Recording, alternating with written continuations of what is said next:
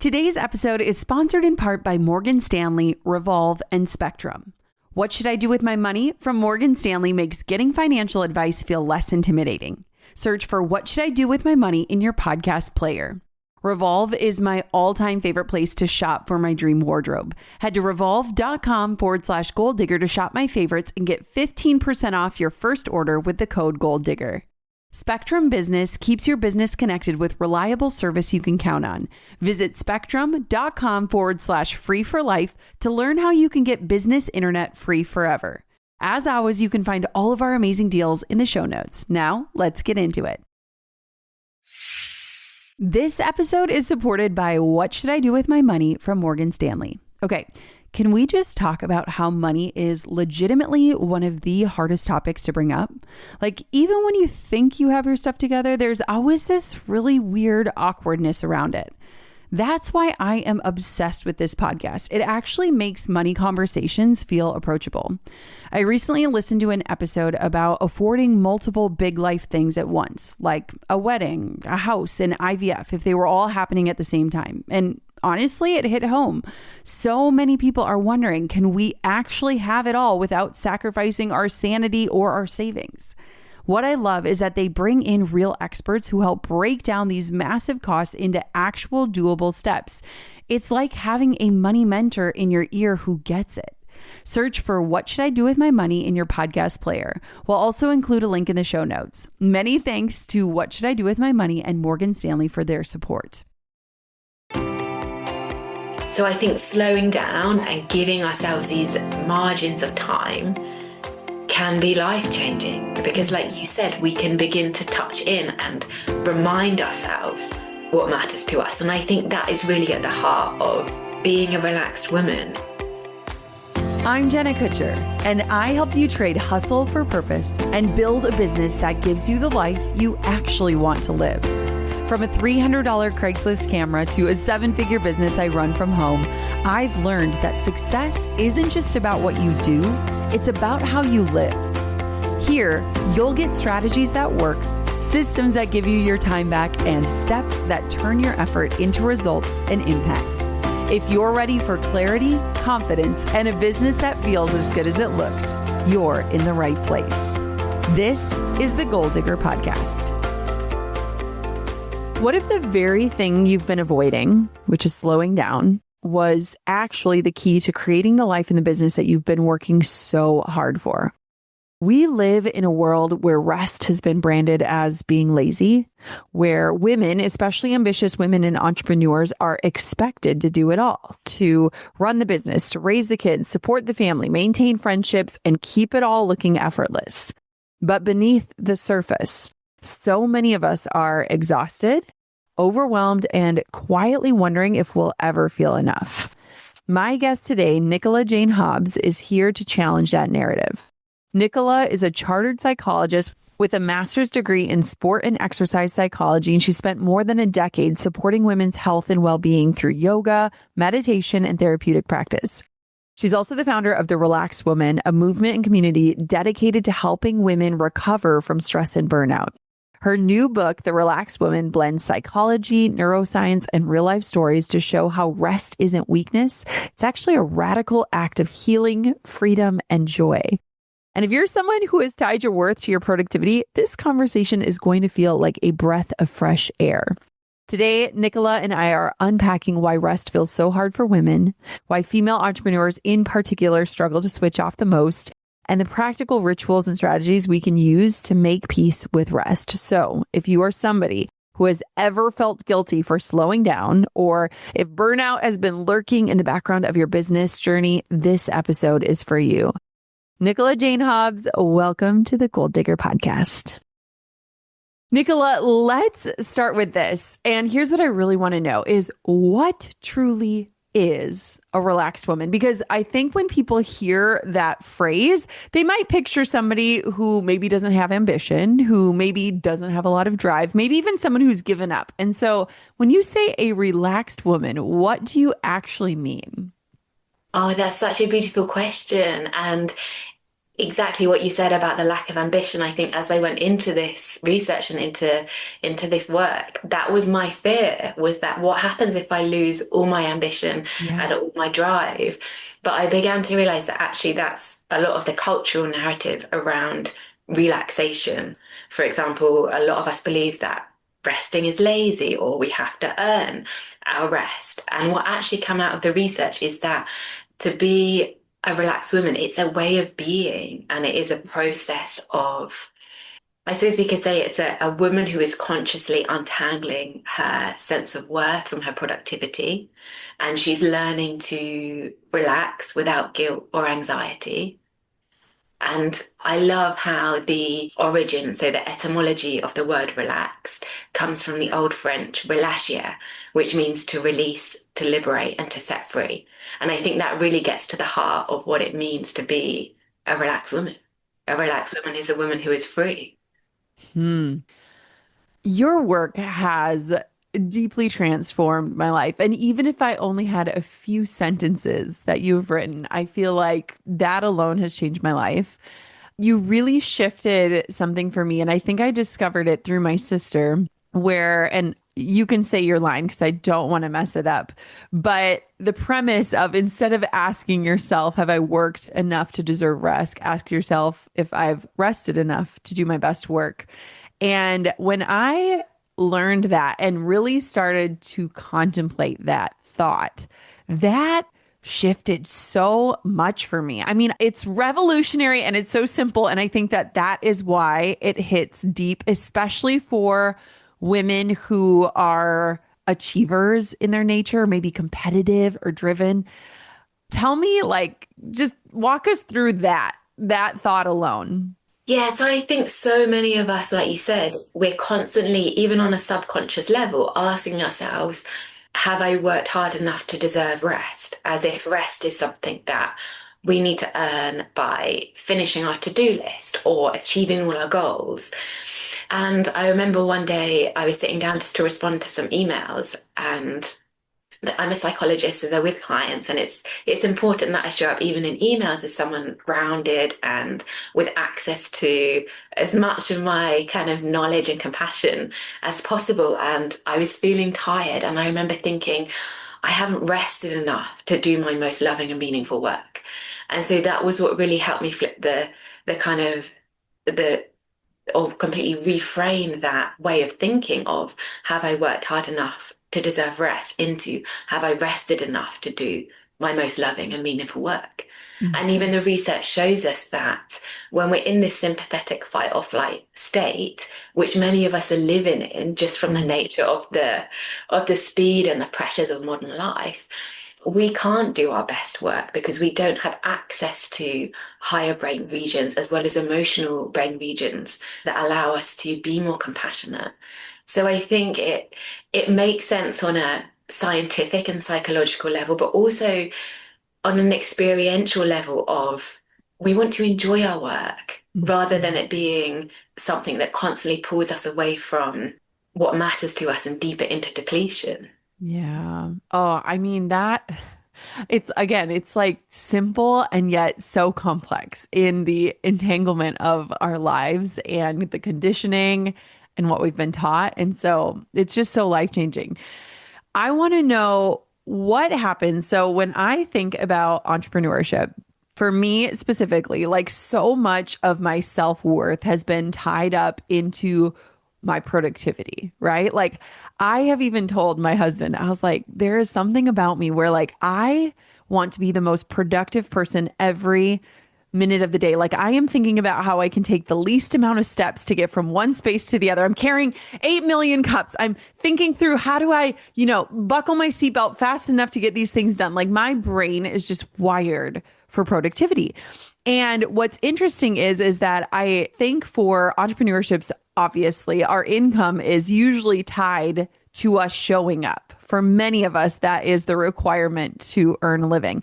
How do we untangle, the productive nature, this desire to just keep going, the fact that like the work never ends? How do we untangle that and really separate like who we are being from the work that we're doing? Oh, it's so hard. And I think you touch on it so beautifully in the sense of we live in this culture where everything is about speed, productivity, optimization, efficiency. And you see it even in health and wellness industries. It's almost like self-care has become yet another thing to optimize and do as efficiently as possible. And I mean, as you were talking then, I think the word that comes to mind for me is trust, is to trust that. And this is a phrase from one of the women that I interviewed for the book. She said, I'm scared to rest because I'm afraid if I take my foot off the gas, my whole life is going to fall apart. And I think that is such a shared fear for so many women. And especially when you run your own business, we're afraid that if we step away or if we don't check our emails constantly or we don't constantly show up on social media, that our whole business is going to fall apart. When the reality is, if we can start doing some little experiments, for example, for me, I only really respond to emails 2 or 3 times a week now because I found that it doesn't impact anything else. But it took trust and experiment and just practicing being with that uncertainty. And I think for those of us whose worth has been tied up with our productivity for so long, and mine was, being able to gently experiment with some ways to not take our foot off the gas entirely, but to just slow down a little bit and just see what happens can be a really powerful way of saying, okay, I'm not going 100 miles an hour 24/7 anymore. And actually, that's safe because that's what's at the heart of relaxation is feeling safe enough to do these things. Okay. I have been on a journey so similar. Like, I love the idea, the illustration of the foot on the gas, because when I became a mom 7 years ago, I remember sitting on this podcast and talking about how I was going to take my foot off the gas and trust myself to know where the gas pedal was, right? Like, to really believe that if and when I needed to hit it again, I knew where it was. And I remember unpacking so much during that time because it was a struggle for us to start our family. And so I was like, when we were finally able to, I was like, I am not going to miss this, right? Like, I prayed for this. I am so awake to this.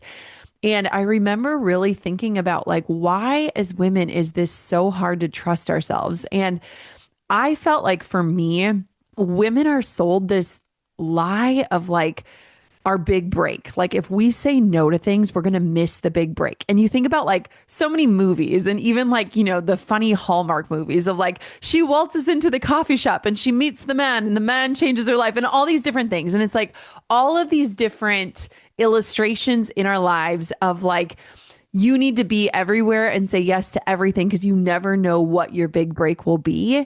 And it really got me to thinking of like, why are we taught that like we can't create our own opportunities? Like, where is the piece of the narrative of like, I am capable of building momentum and I am also capable of slowing down that momentum without fear?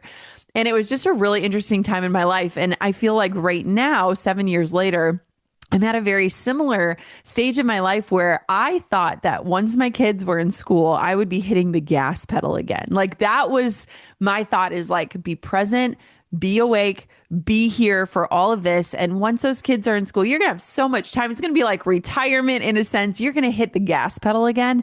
And I've actually found the opposite to be true, that I want to hit the brake even harder. And it's really interesting because I do think that it comes from a deeper place of trust, of like trusting in opportunity, trusting in boundaries, trusting in what success is and what it looks like. And so I'm just curious for you, with all the clients you've worked with, what are some of the lies that you think women are believing that keep us in that busied, frantic state where we don't really have that trust that relaxing or slowing down is possible and plausible?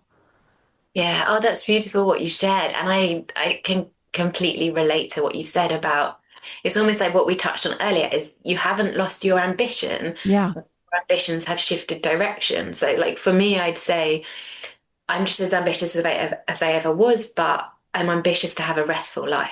Mm. That and like you said, it's so difficult when we're online or when we're looking at other people's lives to not get sucked into someone else's idea of success. Yeah. So to be open to our own evolution of what success looks like at that point in our lives.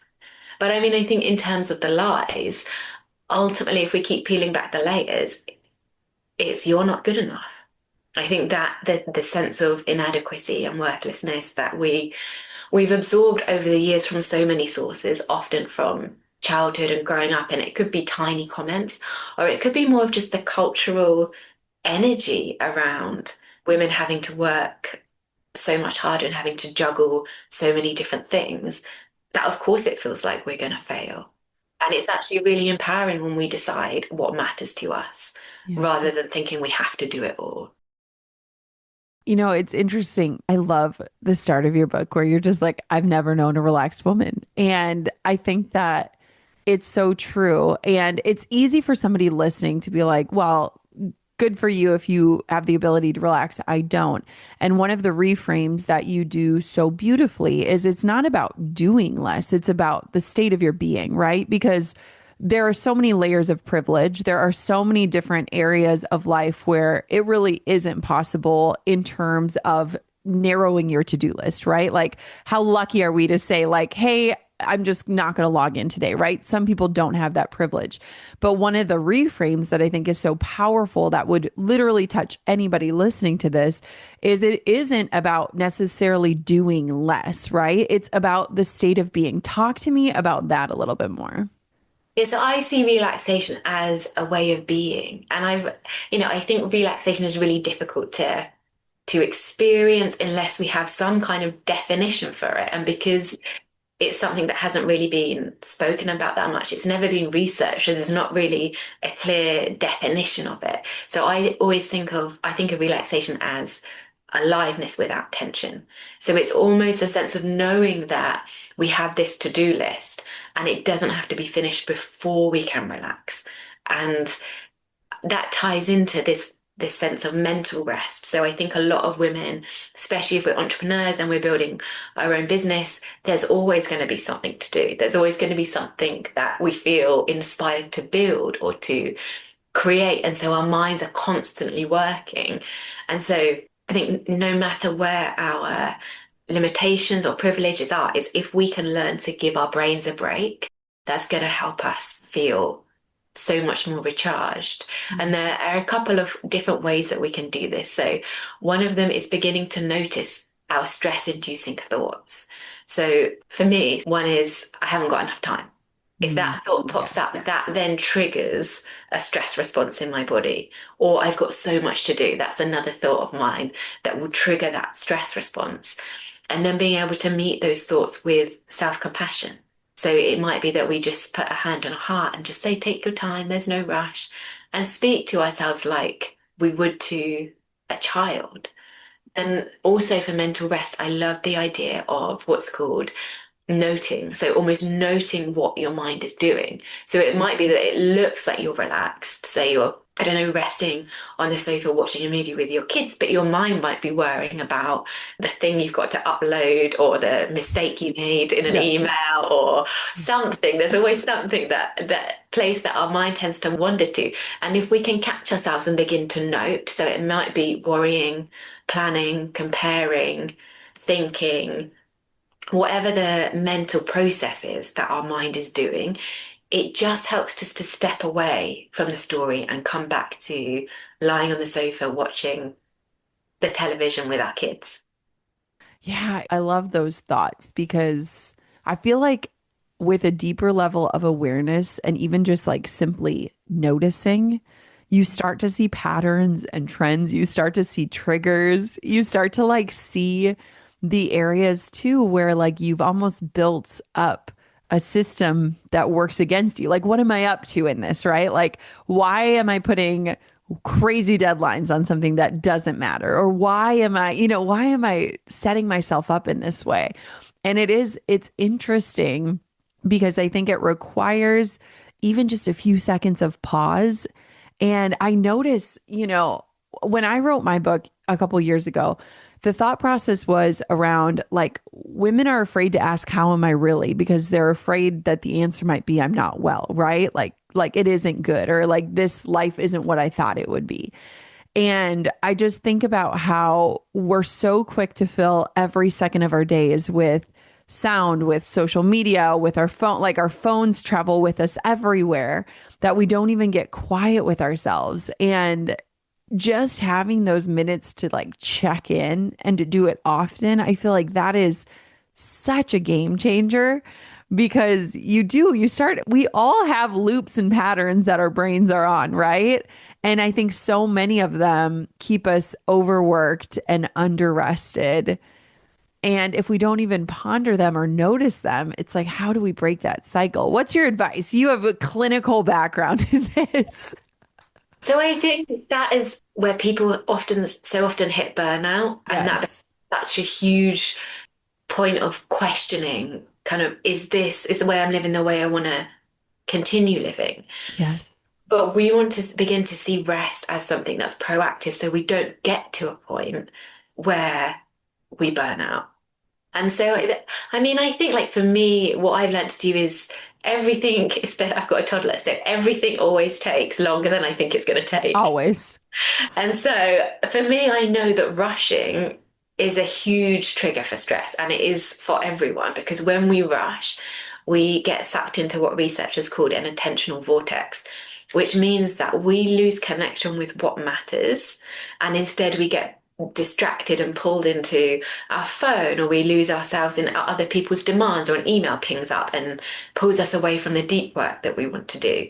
So I think slowing down and giving ourselves these margins of time can be life changing because, Mm. like you said, we can begin to touch in and remind ourselves what matters to us. And I think that is really at the heart of being a relaxed woman, is being connected to our values Mhm. and connected to our loved ones and our wider communities instead of living by what I often call this an internalized rulebook of shoulds, of how we should live our lives, that patriarchy, capitalism, whoever it is, has kind of, we've absorbed that message. Hmm. Hmm. You know, as you're talking about your toddler and like even just getting out the door, my almost 7-year-old is learning how to tell time, which is amazing and terrible because now when we're trying to leave for places, it's like, okay, do we have enough time? Like, what does the clock say? And, my mom, I love her. She'll listen to this for sure. She was always 5 minutes late. Like I was just perpetually 5 minutes late for everything. And she would even so much as like change the time on the clocks, but then she would know there were 5 minutes and she would add in that time. And so my dad was perpetually early. And I have noticed even if we're running late like that, energy is so much different for me, for my kids. Like it's just a whole different level of exhaustion that follows that. It's like the thrill, right? It's like the exhilaration and then like the drop. And it is so interesting how much more present and mindful and joyful you are when you have just even a little bit of cushion. And as somebody with ADHD, I don't get enough cushions as much as I would want to, but it is something where I've learned to like not push the time on my kids. Like, we're running late. We got to get in the car. Hurry up. Like, get your shoes on. Like that. I'm like, that is not their fault. And that is also not enjoyable for anyone. And it usually just means that it's going to be even later. Right. And so just changing energy around that is also so huge. But I Yeah. feel like for so many of us, it's so hard. Right. Yeah, because I think that the energy of rushing, it can be quite addictive and Yeah. it feel productive, even if it's actually pulling us away from doing the things and the work that we care about. And I think sometimes that feeling of productivity Yeah. is something that we're striving for, even if all we end up doing is busy work, that actually we'd be far more effective if we took a break and Yes. then came back to what we were doing later. But because I think we're so scared of feeling unproductive or Mhm. feeling as though we're wasting time, that we then just push ourselves into trying to do whatever it is we're doing, and it kind of backfiring and depleting us. Totally. One thing I think about is like, I feel like our culture has created this idea of rest as like, you're going to take, a 2 week vacation or, you're going to log off and do this. And it's easy to see it in terms of like a spa vacation, which is not accessible for most and not something that happens often for pretty much all of us. And so, how can we start incorporating this idea of relaxing or resting into our day to day lives? Like, what is just like one tangible way that no matter how busy we are or how much we have on our plates, like we're starting to just adopt it into our day to day life? Because I would argue, as a mom of daughters, I want them to see me relax often and not just on special occasions, right? I want that to be a part of our family culture. And so, what does that look like in practice?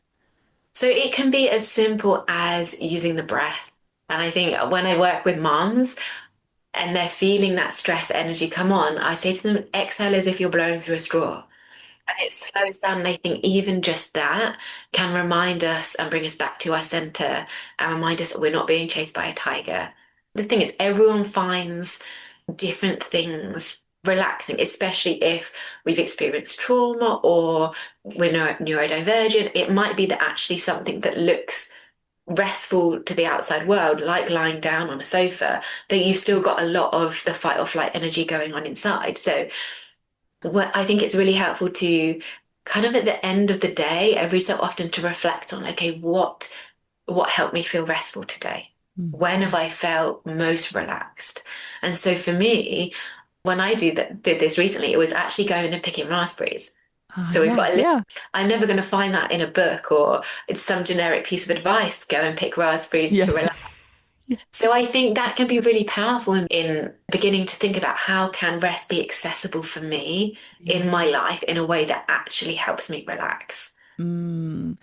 Okay, I love that you said that because as you were speaking, I was just thinking about gardening and it's like you're active and you're in motion, but like I feel so deeply connected to myself, to nature. Like as a mom, my greatest joy is like seeing my girls outside with a watering can and just like noticing, right? Like it's just like the ultimate presence.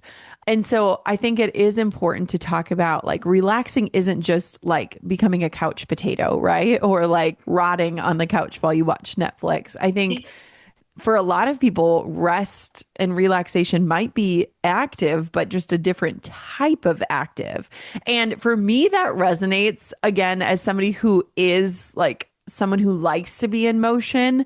Finding like active rest is, I think, a game changer because even if I'm laying on the couch, I'm like, well, I guess I could fold laundry or I guess like, like where it's so easy, even our attention spans can't even, watch TV these days without being distracted. And so I love that idea of like active relaxation in a way that is truly like nervous system calming for you. And I Am I think going in the wrong direction or no? Are you like, you're lying? This is still productivity wrapped up. no, that's right. But I think that does tap into what I was just going to touch on is it's almost the intention that matters because if you're, for example, baking, like I love baking Yes. with my toddler, but Yes. there's no outcome. I haven't got Pinterest up and I'm aiming for it to look beautiful. Yes. So I think there are certain qualities where rest is intentionally unproductive. Almost if there is an achievement goal, then it's probably not restful because it's taking you away from being present. Yeah. And that active rest can often be almost a doorway or an entry point to a more kind of still rest, like yoga nidra or a seated meditation, if that's something that feels accessible. But to begin with, we often have to just begin with the slightly more active ways of calming our nervous system. Because if we've been in a flight or fight for weeks, months, years, sometimes decades, I think for some people, we can't then just expect ourselves to feel safe lying down in stillness, not doing anything. So it's almost again, and we come back to the word trust comes up for me. It's trusting that it's taken time for our lives to speed up. It's almost like that story about the frog or the toad that's in the pot of water that's Yes. slow, the temperature is slowly turned up little by little. And it's the same with stress as we take on more and more, almost without noticing it. Mm. And then we have to kind of untangle that and slowly introduce rest back into our life in a way that feels safe. I have told friends before, like, if you've ever heard of those running plans where it's like couch to 5K, I'm like, you guys are running the marathon and you need to get back to the couch. Like, it's like a training, right? Like, it is a muscle that you need to flex and it takes reps. And for me, I've been learning to rest, especially over recent years, where sometimes rest feels like it takes as much work as the work itself. Like work feels second nature because it feeds that dopamine, right? Of like doing. And for me, rest takes work, it takes presence, it takes like a different style of ambition to actually get there. And it almost reminds me of like if you ever have run, like the first half mile sucks. No matter if you are a seasoned runner or it's your first run, it sucks. And then all of a sudden you kind of break through and you're like, wow, okay, wait, this isn't so bad. This is feeling better. And I kind of feel like rest can be like that for certain people. I know for myself it is, where it's almost like you have to break through that discomfort and prove to yourself that you're capable of it. Because I swear to you, Nicola, there were years where I was like, I'm incapable of rest. I don't need rest. All these things. And it's like, wait. No, you didn't even know how to tap into that. You didn't even know how to get there. Have you experienced that? Have your clients experienced that? Yeah, I mean, my relationship with rest sounds very similar to yours as you're Yes. talking. And that's what drew me to this work because it's almost like we think we're superwomen and we don't need this biological necessity that everybody needs. But I think, I mean, as you were talking there, just what was coming up was this sense of rest being sometimes relaxation is something that we do, it's a practice, and other times relaxation is something that happens to us. It's Mm, something we receive as a gift when we feel good enough and when we feel safe. And the discomfort, I think, sometimes comes as the entry point, like you were saying, in the same way that boredom is often the entry point to creativity. I yes. think that restless kind of feeling is actually a discharge of stress hormones through your nervous system. So Mm, it is that transition. And in psychology, there's a really lovely theory called contrast avoidance theory, which is about how the contrast between stress and a more relaxed state of being can be so uncomfortable that we'd rather just stay a little bit stressed all the time. And I think even just naming that, we begin to recognize it in ourselves. And also, sometimes the opposite is uncomfortable, going from relaxed to stress when we have to kind of get ourselves going again and we've got a goal we want to mm. achieve. So, just trusting that that's just a temporary state as we're moving between different levels of stress arousal can be really helpful. Oh, that is so true and so interesting. And I think so many people can't sit in that tension, or it's hard. It is. It's just hard to sit in that tension, right? I know when my kids say that they're bored, like I'm like, good. Like I think it's so annoyed with me because I'm like, that's awesome. I can't wait to see what comes out of it. And I feel like as adults, we don't let ourselves be bored anymore. Like, what is boredom as an adult? For me, motherhood has been such a mirror because I am so clear on the things I want my daughters to believe, the things I want them to see, the things I want them to know. And oftentimes I'm like, if I want it for them, I want it for me too, right? Like I have to want this for myself and model it as much as I want it for them. And I feel like this is something that when I really started following your work and listening to your book and just really thinking through like the women in my life and how amazing and hardworking they are, but also like, have I ever really seen them like chill or just Yeah. be? It was really eye-opening because, I want my daughters to be able to relax and to be rested. And so it's like a challenge of like, how am I modeling that? And what does that look like? What has that looked like, or your relationship with being a relaxed woman as you've been on this journey, writing the book and launching the book, also having a toddler? What has that looked like for you? So I think for me, it's really trusting in rhythm. So I get a lot of inspiration from nature and just trusting that there are going to be these times in life where we have deadlines and we have responsibilities and we have demands and we have to challenge ourselves in order to meet them. But then when the opportunity to rest comes, whether that's for a breath or for a few weeks, a few months, a season to embrace it. So, like we've touched on, so I was juggling editing my book with having a little baby. And then the book came out 3 months ago. So since then, I've pretty much taken that time to mother full time. And the tugging is still there. I could be Mm-hmm. working on my business when he's napping, or I could be starting to write another book. But actually, I've made a promise to myself that I'm not going to launch into any new projects until the beginning of next year Mm. because I don't know when the next stressor is going to come. Yeah. And it will because that's just life. Yeah. And I want to make sure I've recovered from publishing a book and having a baby so that I'm ready for it, so that I'm prepared. And I think I think we're surrounded by technology where there's much more a sense of linear growth and constancy. Yes. Whereas with nature, there's this flux of producing and harvesting and tending and then resting. And so I suppose that's how my relationship with rest has changed. It's trusting that I have the capacity to cope with stress when it arises by Mm. embracing rest as a gift when it's there. Mm. Wow. That brings me to the second thing. I mean, you've said a million things that are life changing, but the second one that really stuck with me, and if you have the exact quote, I would love it, but I will give you what I took from it is just if you have the ability to rest, like it is your responsibility to do it. I mean, like women need to see that. And I really took that to heart. And I saw that as like, wow, it isn't often modeled. Like we don't see it modeled. And if people are doing it, it's usually not something that's like, hey, look at me, I'm resting, right? Like if it's a true state of rest. Can you summarize what your quote was? Because I remember screenshotting it and sending it to a bunch of different friends, especially just in this stage of my life where instead of hitting the gas pedal, I'm like, I think I want to hit the brake even more.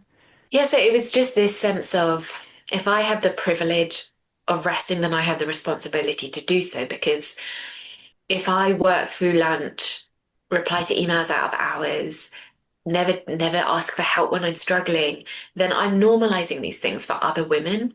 Whereas if I do the opposite, if I make sure that I take a lunch break when I have the freedom to do so, and if I ask for help rather than trying to do everything on my own, then that creates a very subtle shift. But if we all start doing these things, then that becomes normal for women until it doesn't feel so revolutionary to talk about a relaxed woman. And that just becomes normal that our kids grow up seeing us relaxed. And you've touched on your mum's kind of relationship with rest, and I've Yeah. seen how my mum's relationship with rest has changed as well because my childhood was quite like yours and we were always late. We always had too much to do and everything was always a rush. Yeah. And actually, I've seen how she's slowed down and Yes. she's started prioritizing taking care of herself as well as Yes. caring for everyone else. And it's just made me, I'm really grateful that I've had the opportunity to do so much research and to take the time to write the book because it has completely changed my life. Mm. Well, I told you this, but I have the Audible because I could listen to you talk for hours. And I also have the hardcover copy. And one of the things that I love at the very beginning of your book is you're like, this is not another thing to complete. Like, read and come back to this book. And it was like already untangling the achiever, right? Of like, I'm going to read this book from start to finish. And it was like this exhale of like expectations, I think. And again, I think this is just evidence of like permission and modeling, two things that I think women need more of, both to do and to see, because it unlocks something. And I, just like you, when my book came out, I had a 6 month old. So I remember editing the manuscript with a little baby on my chest and I loved it. Like I actually was very present and I enjoyed every bit of the book process, which is not normal. But I remember saying too, like, I will commit to promoting this book for a month and then I am committing to my family. And having those types of boundaries made it so clear for me, but also for the people with requests or the opportunities that were coming up of like, here is a line in the sand that I've drawn, and I will not be swayed because this is what I value. And I feel like when I send out emails like that, where it's expressing a boundary or values, I get so many more messages saying, thank you for this. I've never seen this done, or wow, this really hit me, of like areas that I can do that in. Do you think that boundaries and rest go hand in hand? I just feel like they're besties on the journey, in the sense of like, how do we create spaciousness, or how do we create a place where we can truly be? Yeah. And I think boundaries, so as a psychologist, I often think of when people come to work with me and we're in session is I'm holding space. So I'm Mm. being container, I'm being almost like the boundaries. And I think with rest, we often need to find that for ourselves and to find whether it's people or places that act as a kind of a safe holding place where we can rest for a little while. And I think relaxation and rest, it often really taps into, I think it taps into so many things related to guilt, worth, people pleasing, perfectionism. It opens the door to all these things, but it encourages us to get to know what our values are. And from that place, we can start setting boundaries and we can start sensing, how does a no feel in my body and how does a yes feel in my Mm. body? And I always say becoming a relaxed woman takes courage, because it takes courage to then express that no, or to express that boundary, or to everyone else is doing one thing and actually that doesn't suit us or our values or our lifestyle. So we do something else. And so I think, yeah, boundaries and rest are so intertwined. It's so interesting, this idea, because when I was thinking of your book, one of my friends, Rory Vaden, he's in the publishing space. He works with a lot of authors, and he said that the best book titles, you could put the words "I want to be" and then the book title. And when I think of your book title, for so many women, like, I want to be a relaxed woman. And it's such an interesting thing, because even in saying that, I think that feelings of like selfishness could come up, or feelings of like, yeah, like losing your ambition. And I think the opposite is true. Can you share a story from the book of someone who, maybe is like our listener, who has ambition and achievement or big dreams, and they've kind of begun the process of learning what that feels like for them?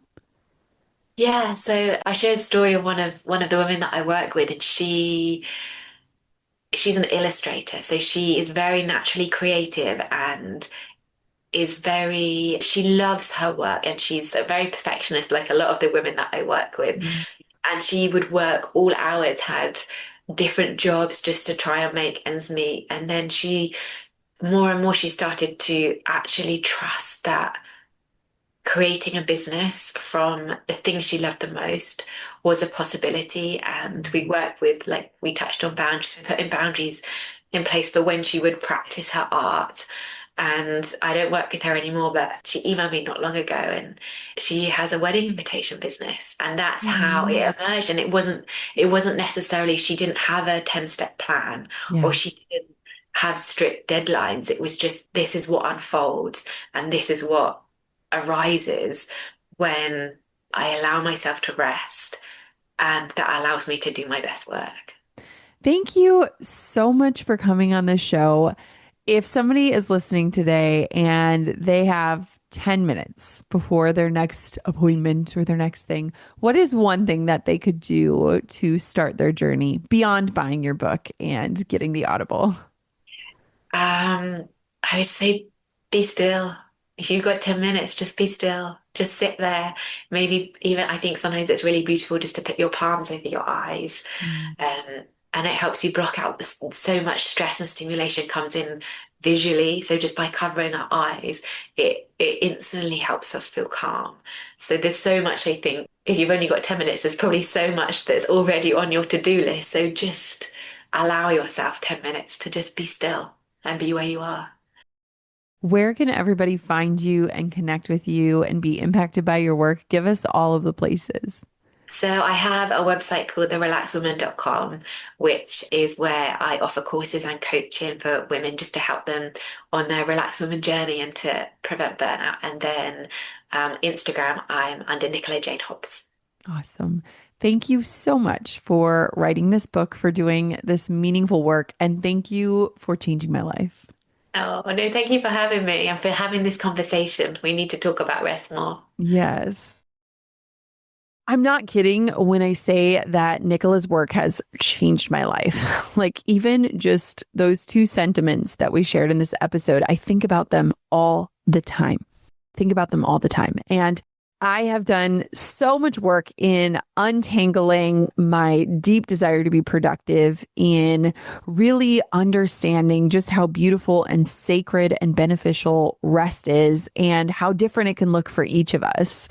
I hope today's episode inspired you to reconsider how you are moving through your life, even if it's just stealing a few deep breaths here and there, and to really ponder what it would mean for you to start your journey in becoming a more relaxed woman. Thank you so much for listening to this episode. If you know someone who could benefit from it, please take a moment to share it with them. And until next time, goal diggers, keep on digging your biggest goals, but also take a minute to rest and relax too.